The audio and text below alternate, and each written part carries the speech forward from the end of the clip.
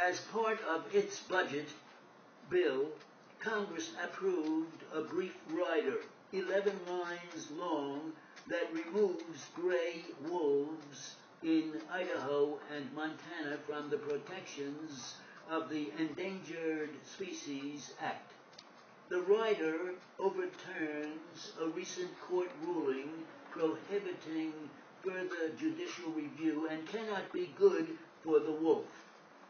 But the worst part is that it sets a terrible precedent, allowing Congress to decide the fate of animals on the list. The law's purpose is to base protections on science. Now that politics has been allowed to trump science when it comes to the gray wolf, which species will be next? The rider's sponsors, Senator John Tester of Montana and Representative Mike Simpson of Idaho, were responding to the demands of ranchers who sometimes lose livestock to wolves and hunters who complain that wolves reduce deer and elk populations, interfering with their hunting. Sadly and surprisingly, they were abetted by Interior Secretary Ken Salazar, who declared last month that he would accept what he called a legislative solution to the status of the wolf in the Rocky Mountains.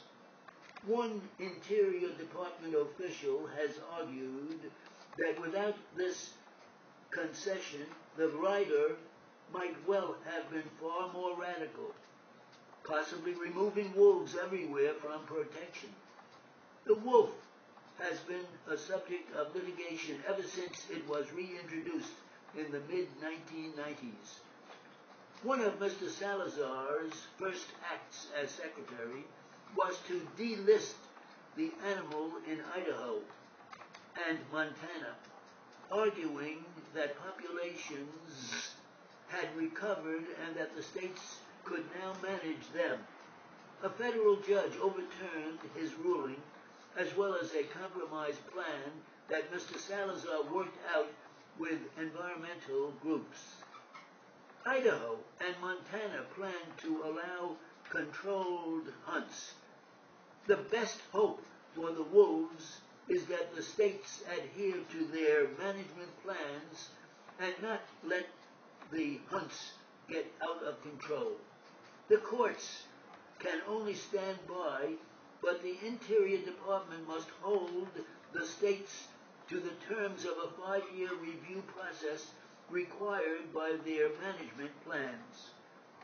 As for Mr. Salazar, he has made it harder to uphold the integrity of a law that has withstood attacks from industry, ranchers, real estate developers, and their political allies.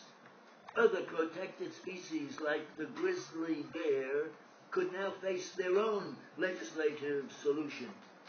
For the sake of his own reputation as a conservationist, Mr. Salazar has to hope that Congress's meddling stops with the wolves.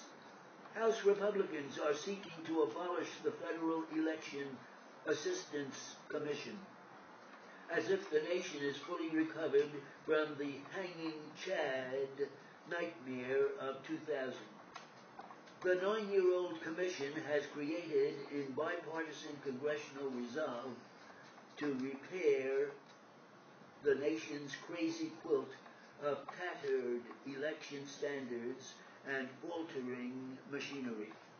The commission was charged with upgrading the mechanics of voting by certifying electoral equipment, channeling needed federal aid and guidance to states, and developing a national mail-in voter registration system. After a slow start, it has made progress as the 2012 elections loom. But there is still a lot more that needs repairing. Representative Greg Harper, a Mississippi Republican, and the Elections Subcommittee Chairman, nevertheless insists that the commission is no longer essential and is leading the drive to flatline it for savings of $18 million. So really, a related Republican bill would transfer the agency's mandate to the Federal Election Commission, Washington's nonpareil in agency dysfunction.